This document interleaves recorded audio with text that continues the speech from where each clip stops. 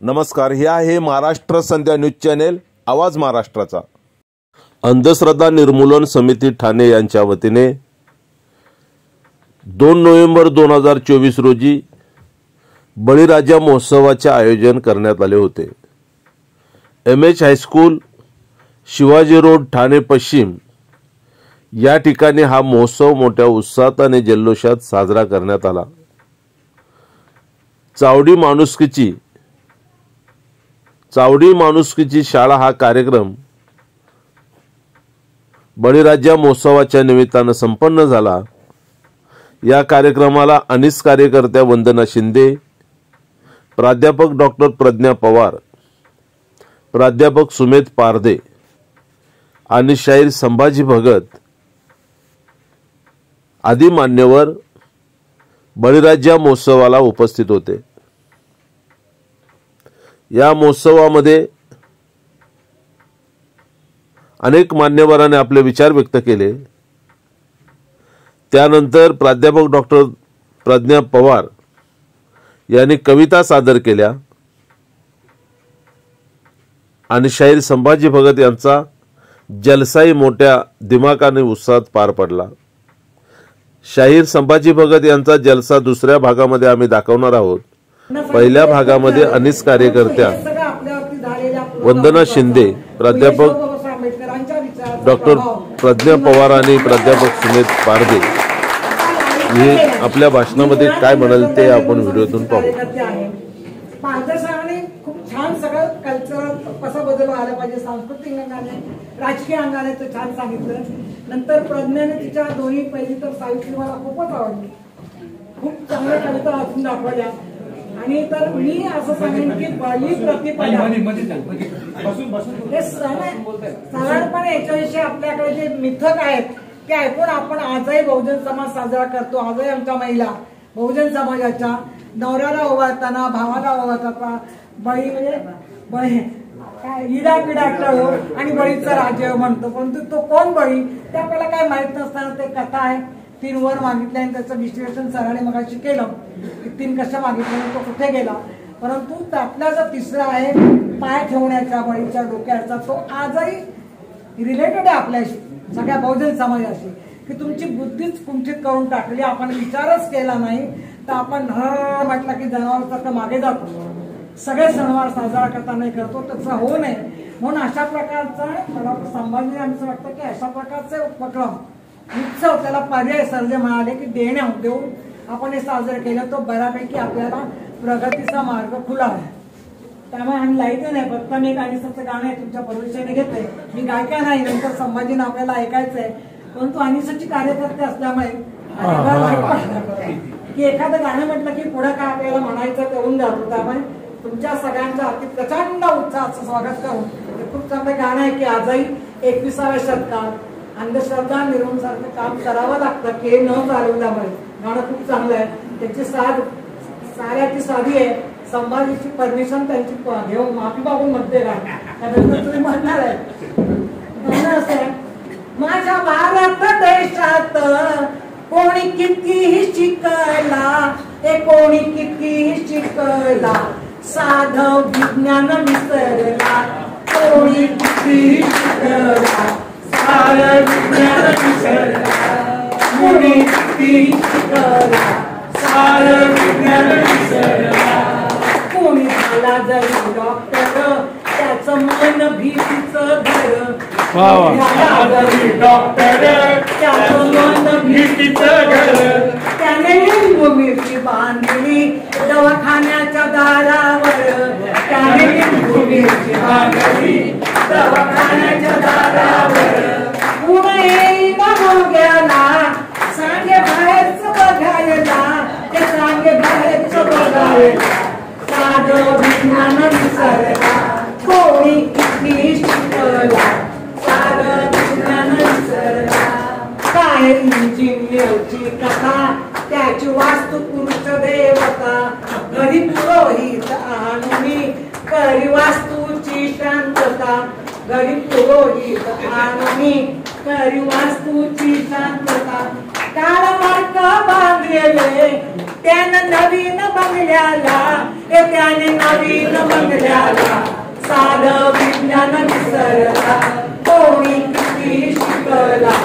साधं विज्ञान विसरला माझ्या शेजारचा तो गणू झाला कम्प्युटर मास्टर म्हणे कम्प्युटर गणपती त्याचा माऊस सहावून गेला राशी भविष्य कुंडलीचा हे राशी भविष्य कुंडलीचा त्यानं प्रोग्राम बनविला किती शिकला साधं विज्ञान विसरला कोणी किती शिकला साधं विज्ञान विसरला देशाचा अंतराळवीर जरी गेलो तर चंद्रावर खाली येताच धरतीवर त्याच्या मनी एक विचार काय विचार येईल संकल्पी मला उपास धरायला ते मला उपास धरायला साधं विज्ञान विसरला कोणी किती शिकला साधं विज्ञान विसरला माझ्या गावातल्या शाळेवर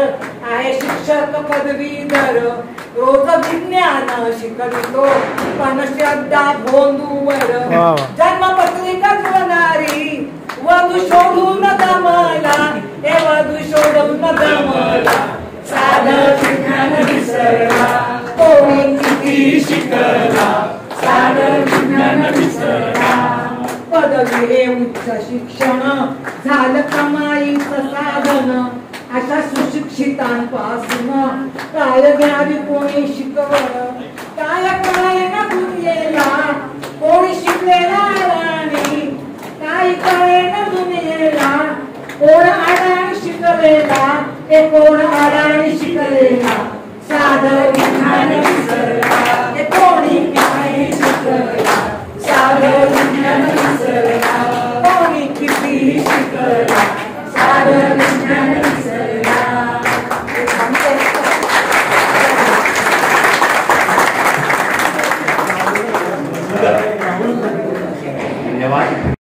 बाबासाहेब याचं ॲनिमेशन ऑफ कास्ट मध्ये याचं एक चांगलं उदाहरण सांगतात की तुम्ही इथल्या धर्मसत्तेच्या ज्या चेतना आहे ज्याच्यावरती धर्मसत्ता किंवा सांस्कृतिक सत्ता उभी आहे त्यावरती तार्किक प्रश्न करा. बाबासाहेबांनी जे प्रश्न तयार केले ते इथल्या धर्मग्रंथांवरती प्रश्न तयार केले. फुले जर आपण गुलामगिरी जर वाचलं तर फुल्यांनी परशुराम सारखा किंवा 9 अवतार ज्यांना सर्वश्रेष्ठ मानलं जातं त्यावरती तार्किक प्रश्न निर्माण केले. तशाच प्रकारचे प्रश्न आपल्याला अंतर्गत ज्या संस्कृतीचं आपण पालन करतो त्यावरती सुद्धा त्याच प्रकारे प्रश्न तयार करणं गरजेचं आहे आणि बाह्य मनुवादी व्यवस्थेवर सुद्धा तार्किक प्रश्न तयार करणं गरजेचं आहे. फुल्यांचं दुसरं मेथड जी तुम्हाला सर्वांना माहिती फुल्यांचं कोटेशन एक वाक्य विद्येविना मती घे आपण त्याला जर बारकाईने जर बघितलं तर त्यामध्येच आपल्याला या सांस्कृतिक आंदोलनाचं याला परिवर्तन कसं करायचं सांस्कृतिक आंदोलन कशा पद्धतीने उभं करायचं त्याच्यामध्ये आपल्याला एक त्याचं सोल्युशन दिसतं. कसं सोल्युशन दिसतं की सर्वात अगोदर आपल्याला ज्ञानी होणं गरजेचं. ज्ञानी म्हणजे काय याला चिकित्सक दृष्टीने पाहणं गरजेचं अभ्यास करणं गरजेचं आहे. ज्यावेळेस आपण ज्ञान जसं पुढे सांगतात की विद्यानंतर मती जर आपण ज्ञान घेतलं तर आपली मती येईल आपला जो एक विचार ज्यावेळेस आपल्याजवळ एक विचार ठराविक विचार येईल सांस्कृतिक आंदोलनाला चेत देण्याचा त्यावेळेस आपल्या नीतीला आपला जो दृष्टिकोन आहे या दृष्टिकोनाला एक ताकद एक दृष्टिकोन तयार ज्यावेळेस आपली दृष्टिकोन तयार होईल एक मत आपल्या सर्वांचं तयार होईल तर त्यावेळेस अर्थातच त्याला गती प्राप्त होईल आपल्या कामाला गती प्राप्त होईल. अशाच प्रकारे या मनुवादी जो राक्षस आहे ज्याच्या हातामध्ये धर्मसत्ता राजसत्ता आर्थिक सत्ता आहे याचा जीव सांस्कृतिक आंदोलनामध्ये आहे. म्हणून आपण सर्वांनी या मनुवादाला जर नेस्तनाबूत करायचा असेल तर आपल्याला अगोदर त्या पोपट स्वरूपी जो सांस्कृतिक मनुवाद जो आहे त्याच्यावरती हल्ला करणं गरजेचं आहे आणि हल्ला करण्यासाठी आपल्या जवळ जे हत्यार आहेत फुले शाहू आंबेडकर आणि बुद्धांचे विचार हे आहेत. एवढं बोलून मी माझं लांबलेलं खूप थांबवतो आणि वेळोवेळी आपण पावलांमध्ये वामनाने काय केलं हे आपल्याला माहिती आहे पण त्या 3 पावलांचा डॉक्टर आह साळुंखे सरांनी अतिशय ज्याला आपण काय म्हणूया एक परिवर्तनवादी किंवा अब्राह्मणी अशा पद्धतीचा क्रांतिकारी अशा पद्धतीचा आशय आणि त्याचं एक इंटरप्रिटेशन त्याचा एक अर्थनिर्णय केलेला आहे. पहिलं पाऊल जे आहे ते म्हणजे यज्ञ यागामध्ये सगळ्या बहुजन समाजांना अडकवून ठेवायचं हे पहिलं पाऊल वामनाचं वामनाचं दुसरं पाऊल हे वेद प्रामाण्यवादाचं आणि वामनाचं तिसरं पाऊल म्हणजे संपूर्ण बहुजन समाजाला बोलण्यापासून, व्यक्त होण्यापासून, त्याच्या सगळ्या माणूस म्हणून असलेल्या विकासाच्या प्रक्रियेपर्यंत जाण्यापासून त्यांना रोखणं, त्यांना थांबवणं. आणि या अर्थाने बळीराजाचं एक आपण आजही म्हणतो, जसं मगाशी संवाददाता म्हणाले की सगळ्या स्त्रिया ओवाळताना आपल्या भावाला की इडापिडा टळो आणि बळीचं राज्य येवो, सत्य की जय हो, या दोन महत्वाच्या संदर्भांनी आपला हा आजचा सगळा कार्यक्रम सुरू झालेला आहे. आणि जसं पारदेसर मगाशी म्हणाले की हा बळीराजा हा समतावादी सिंधू संस्कृतीचा नायक आहे, हा बहुजन प्रतिपालक आहे आणि कायमच सगळ्या मागच्या ऐतिहासिक टप्प्यांवर, इतिहासाच्या सगळ्या टप्प्यांवर आपण कायमच शोषित होतो का, आपण कायमच बळीच जात राहिलो का, तर तसं नव्हतं. आपण लढवय्ये होतो, आपण हे सगळं घेऊन पुढे जात होतो.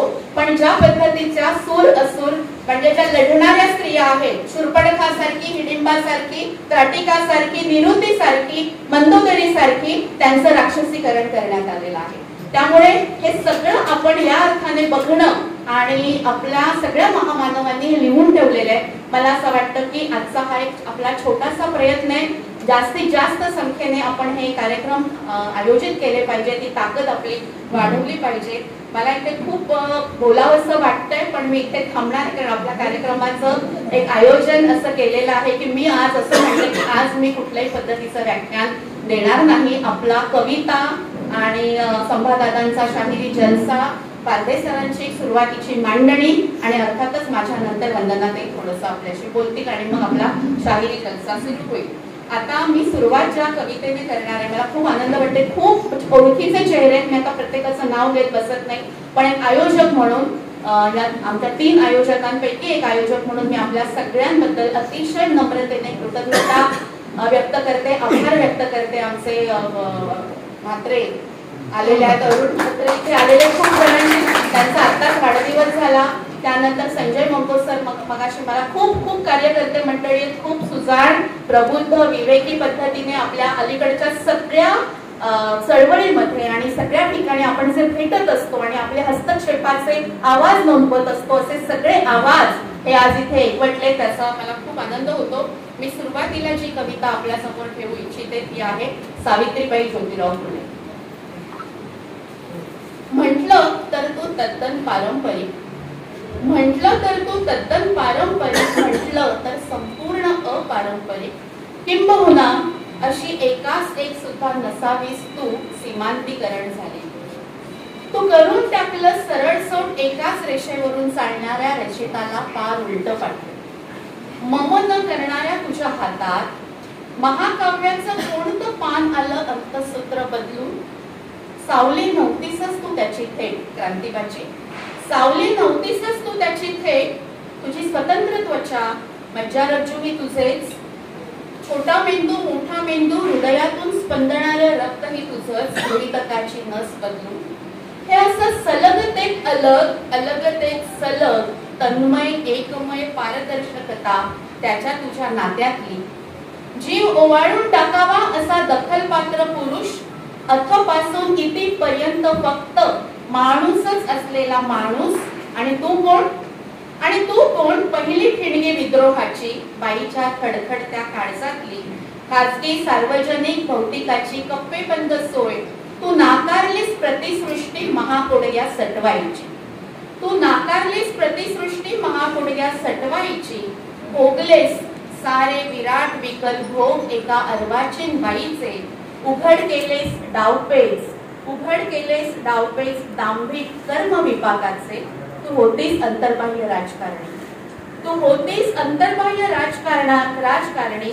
अभिमानानं मिरवण्याजोगं निघालं सत्य आता अहमहमिकेने प्रदर्शित होतंय, आलटून पालटून यक्षयावत सगळ्याच रंगांच्या भिंतींवर. तुझ्या चेहऱ्यावर पसरलेला तीक्ष्ण शांतपणा, ढळढळीत आडवी चिर कुंकुवाची आणि डोळ्यातलं संपृक्त रसायन. सावित्रीमाय, सावित्रीमाय, तू तोडलंस पुराणातल्या सावित्रीचं गुळगुळीत मिथक. शिरोभागी चाललीस डोळ्याच्या अंत्ययात्रेत हाती टिटवं धरून, तरी तू नाहीस माझ्यासाठी निव्वळ नवं मिथक नव्या परिवेशातलं. भाकरी थापता थापता तुला ऐकू आलं अराजक. भाकरी थापता थापता तुला ऐकू आलं अराजक. भाकरी थापता थापता तुला आला अक्षरांचा वास. कचकन दाताखाली खडा यावा न बिघडून जावी सगळी आतली चव. तशी तू जाणलीस उत्पत्ती स्थिती फार बिघडून गेलेली. सावित्री माय तू फोडून टाकलास एकदाचा तो सनातन मायावी आरसा. तू फोडून टाकलास एकदाचा तो सनातन मायावी आरसा. किंचाळत बाहेर आल्या पटापटा कितीतरी बाया. शोधू लागल्या पाळा मुळांना रचत राहिल्या स्वतःला. तुकड्या तुकड्यातून अखंडित माझ्या सकट. तुकड्या तुकड्यातून अखंडित माझ्या सकट. दोन कविता आपल्या समोर ठेवते. या कवितेचं नाव आहे सवाल जवाब चौफुला फिनिक्स मॉल. नवीन कविता आहे. सवाल जवाब आपल्याला माहिती आपली जी सगळी तमाशाची आपली सगळी लोककलेची जी सगळी परंपरा आहे. आधी सवाल आणि मग जवाब. फुलपाखरांनाही आता इथंच भिरभिरणं आवडू लागलंय. फुलपाखरांनाही आता इथंच भिरभिरणं आवडू लागलंय. चिमण्या कावळे तर आधीपासूनच येत होते पंख पसरून मुग्ध हेलकावे घेत. फक्त कुत्र्यांना प्रवेश नाहीये इथे. फक्त कुत्र्यांना प्रवेश नाहीये इथे. नाहीये फुटपाथवरच्या लोकांना. जाम घाट वास मारतो त्यांच्या अंगाचा. कसली प्रजाती म्हणायची ही ऱ्हासच होत नाही कधी त्यांचा. सांडलेल्या अन्नात जन्नत दिसणारे. सांडलेल्या अन्नात जन्नत दिसणारे. उघडं वाकडं कुडकुडणारं आकाश पांघरून झोपणारे. कशाला हवेत या मेट्रो मॉलच्या सांद्र विभोर एस्कलेटर्सवर. या कशाला येतात इथे बुरख्यातला अंधार घेऊन जर्द काळा. या कशाला येतात इथे बुरख्यातला अंधार घेऊन जर्द काळा. जाळीदार गोल टोप्या अगदीच मिसमॅच वाटतात की नाही या वातावरणाला. हे मजूर इथे कुठे तडमडतायत. बरं होतं झारखंड नाही तर वेस्ट बंगाल. या सुपर स्पेशालिस्ट मोडवर यांचं काय काम. उतरावं त्यांना. उतरवा आता आपला तुंबारा काढायला. उतरवा त्यांना आपला तुंबारा काढायला. रस्त्यांवरच्या या मॅन होल मध्ये कधीपासून तुंबलेला. हे शहर ना कसं स्वप्नील दिसायला हवं. हे शहर ना कसं स्वप्नील दिसायला हवं. चंद्राच्या झोतातही इथं पिक्क पडायला हवं. या जखमा महारोग्यांच्या की झोपडपट्ट्यांचे पट्टे चिघळलेले. हिरवा बुलडोझर उभारा सिलिकॉन व्हॅली नयन मनोहर. मुंबई बडी बाका. ही मुंबई बडी बाका आता वाजणार नाही इथं कुठल्याच रावणाचा डंका. त्या शूर्पणखाला म्हणावं तुझ्यावर काढू राक्षसीने धार्जिणा पुरस्कृत पिक्चर. तुझ्यावर काढू राक्षसीने धार्जिणा पुरस्कृत पिक्चर. मल्टीप्लेक्स मध्ये दिसेल तुला आमच्या रामाचा सिक्सर. कशाला हवी तुम्हाला ही फुकटची पृथ्वी. कशाला हवी तुम्हाला ही फुकटची पृथ्वी. सगळ्यांना पोत्यात घालून देऊ अखेरची मुक्ती. सगळ्यांना पोत्यात घालून देऊ अखेरची मुक्ती. आणि आता याला या सवालाला जवाब काय दिलेला आहे पहा. अरे येड्यांनो गुप्त झरे असतात मुक्तीच्या पोटात. नागमोडी रस्ते आम्हाला पृथ्वीच्या नाभीपर्यंत अल्लाद नेतात. पूर्वजांच्या शौर्याचं गाणं खेळतं आमच्या नसा नसा. कुणीतरी विचारलं मुलाखत घेताना पहिल्याच प्रश्नात. कुणीतरी विचारलं. नमस्कार, हे आहे महाराष्ट्र संध्या न्यूज चॅनेल आवाज महाराष्ट्राचा.